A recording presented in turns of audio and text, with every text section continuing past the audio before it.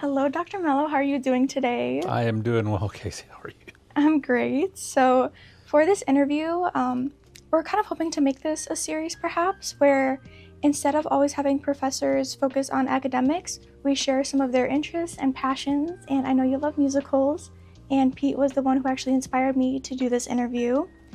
And we're gonna try to relate it back to media communication, of course, but I still want to make sure we have some entertaining conversation. So to start off, what are some of your favorite musicals? Oh, good grief. Gosh, is this a musical, Priscilla, Queen of the Desert? They sing a lot, but it's more a drag performance. Yeah. I guess, I still like this musical. It's because it's the first musical I ever saw on Broadway, with Carrie Bradshaw, actually, Annie. Oh, She had taken over from the person who had been the original Annie, and she took it over, and I saw it, and so I still love that. And they did a remake with it, and Jane Lynch stars as the awful house mother of all the orphan girls, and she's just wonderful as that. And I think, gosh, before I moved to Chicago from DC, I made sure to go up to New York for one last time, and I got tickets to the Book of Mormon, which is hysterical. I was on the floor laughing. And then I got to see Kinky Boots with Billy Porter. So I got to see him, and he won the Tony that year for that. So I think those are probably some of my favorite musicals. It's hard to pick one, but I could probably go on forever about all the ones that I like, but those are going to be up there. so what first got you interested in musicals and musical theater? I'm not sure exactly. I grew up playing guitar, so I was always a musical person. And so I enjoyed watching musicals. My dad was in the Navy and gone all the time, so Mom and I would hang out and watch movie musicals. I think the first one she had me watch was Sound of the Pacific. So I remember watching the movie with her and thinking that was really cool. Yeah, I think it's just, growing up playing music and sort of enjoying theater, and the two sort of came together. So how has your love for musicals developed over the course of your life? Gosh, I think it was, to use the cliche, love at first sight. I remember the first stage musical I saw was in Norfolk. I grew up in Virginia Beach, Norfolk area, at the Chrysler Hall, and it was a chorus line. And it was such a fun musical. I just really loved it. But it was also the first musical I saw, but also the first time I ever saw any kind of entertainment or story with an openly gay character. And I was just like, wow, that's possible? I mean, because I was 16, I certainly had not in the mid-'70s seen anything like that before. And then I think it just grew over time. There's only one musical I haven't liked, so that's not bad. Please do reveal, what is that musical? It's going to horrify people who watch this, but I always call it Les Miserables, Les Miserables. But, the guy steals a loaf of bread and the rest of his life is miserable. And they sing about it for 2.5 hours. I just didn't get it. What is a theatrical to film adaptation that you love and one that you hate? Well, that's actually easy. Because it goes film, theatrical, film again. So this is John Waters. There's an original Hairspray movie with Ricky Lake. There's songs in there, but it's really not a musical per se. And then they take that and they turn it into Hairspray on Broadway, which I got to see with Harvey Fierstein, which was amazing. He was just great as Edna Turnblad. And Matthew Morrison was in it as well. From you're you're a Gleek, so I know you'd know that. So and then they turned it into the movie musical, which I was very worried about because I wasn't sure that John Travolta was going to be able to pull off Edna Turnblad, and he did amazing. I was like, oh my God, he was great. And because, Travolta was a hoofer, I mean, he got to start dancing on Broadway. He could do all the dance numbers in that big fat suit and all that kind of stuff. So that is one that I really love. I can't think of one I hate, so I'm going to say another one I love. Chicago, because the stage production is amazing, and I really loved it. But the movie, oh my God, they did it so well. Queen Latifah, when she does the matron number, she's the matron of the women's prison, and she does her kind of stuff, and it goes between her being in the prison and then she's in a jazz club and she's all dolled up and feathers and everything, and I love that number. And then I was quite surprised that Richard Gere could pull off actually singing. That's another one I love. I can't think of anyone I hate. And that's okay. That's okay, because for Chicago, I actually haven't seen any Broadway productions. I've never seen a stage production of a musical, but I love Piker, you need to get on that. I know. You live in Chicago. They have them downtown all the time. I know. I will go as soon as I am available. I will be there. Okay. But I love me a good movie musical, and I didn't realize how many of the songs from Chicago I knew beforehand, and oh my gosh, it's so good. I can't believe I haven't seen it before last week. It's an amazing musical. When it debuted on Broadway, Bebe Neuwirth played Roxy. I forget who played the other character, and it also starred Joel Grey as the lawyer, and it was panned. It didn't win awards. It was panned. Nobody liked it. And then they did a reboot of it later, and it got just absolute rave reviews. But it was a sort of a different time because it's a dark story, right? I mean, the main characters are all murderers. And, spoiler alert to anybody who's watching this, the one person that gets hanged was innocent. And so it's making this commentary about sort of the absurdity of our world, of our justice system. And, of course, in the end, again, spoiler alert, sorry, the merry murderesses get away with it. You kind of, as a story, it's odd.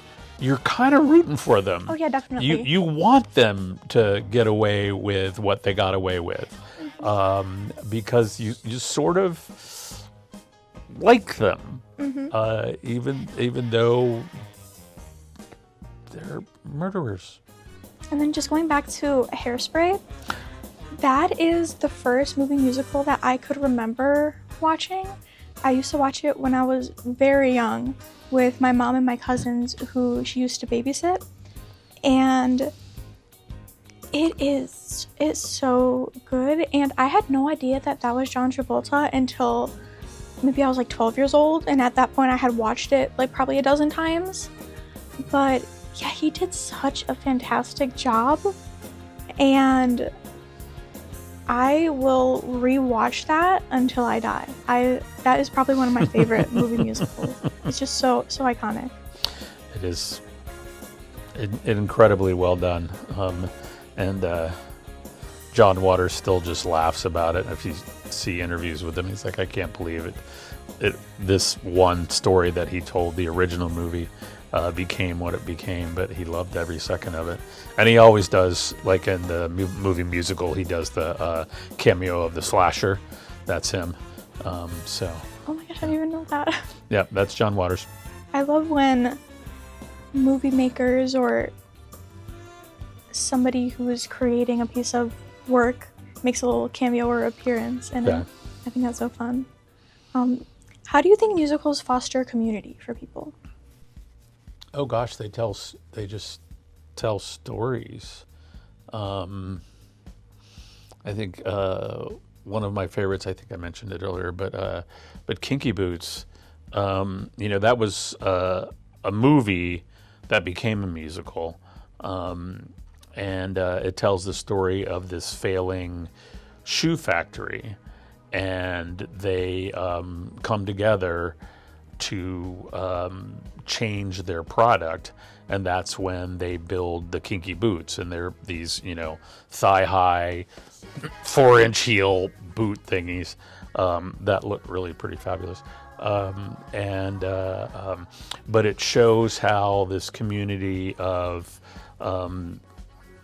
factory workers come together with a drag queen and some other drag queens to build these boots and then to go and sell them. And people from all different walks of life kind of come together. So I think the stories that are told build community. And then there's just the theater community itself. Anywhere from just the average theater goer like me, because Lord knows I should never, ever be on a stage ever again. After high school, I left that, and that was a smart decision. I'm a bad actor.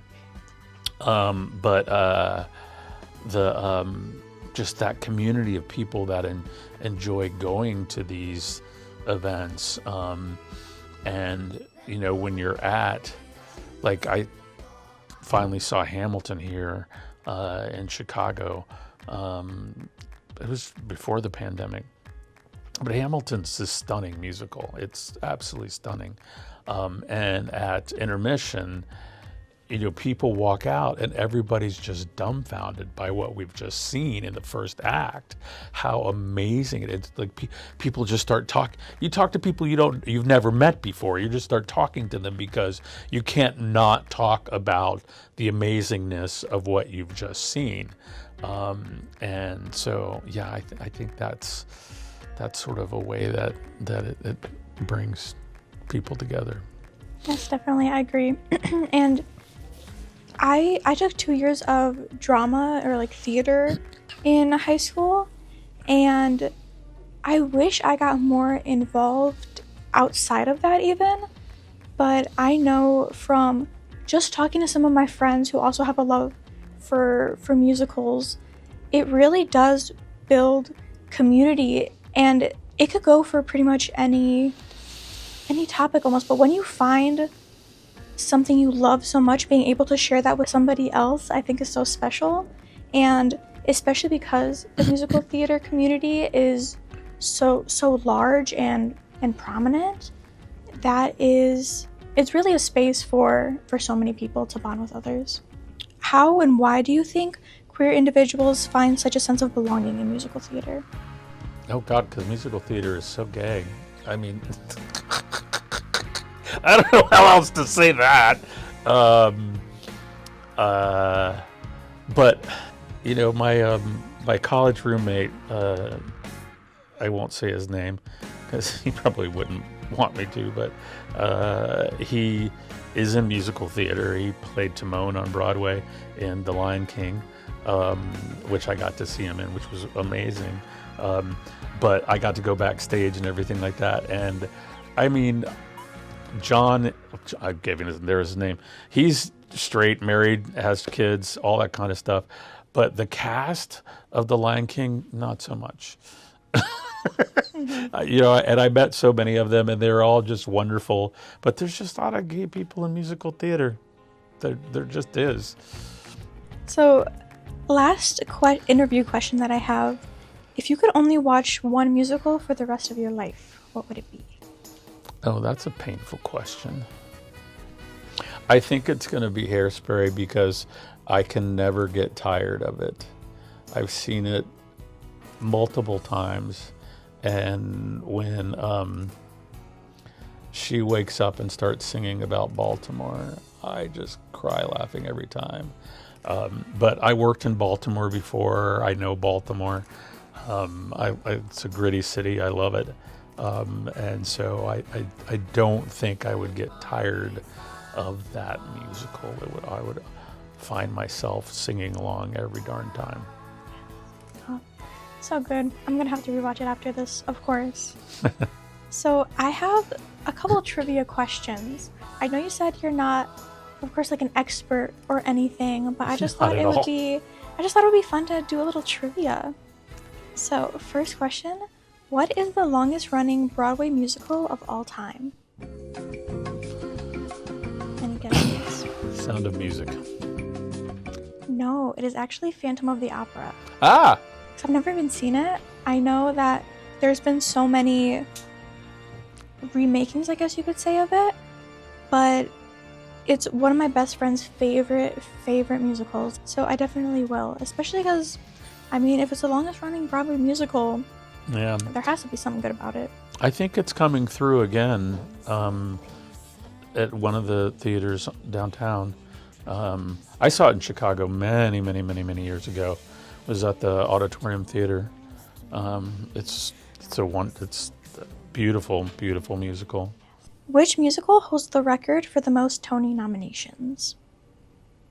Not awards, but nominations. Dear Evan Hansen. No, I don't think one that I haven't seen. It's actually Hamilton. Oh, God, how did I mess that up? And we were just I should have known that. Yeah. Yes. I love Hamilton.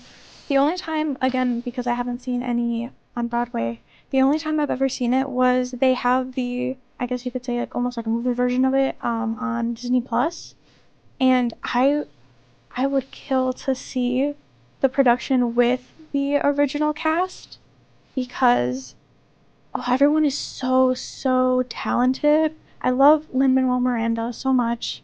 Hamilton, I don't know how to do that blocking and choreography because the stage, the center of it is a big, large circle that spins.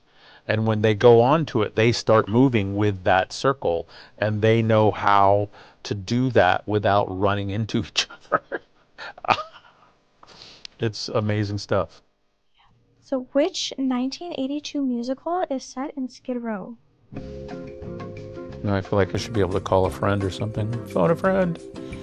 I could try. I'm trying to think of a good hint I could give even.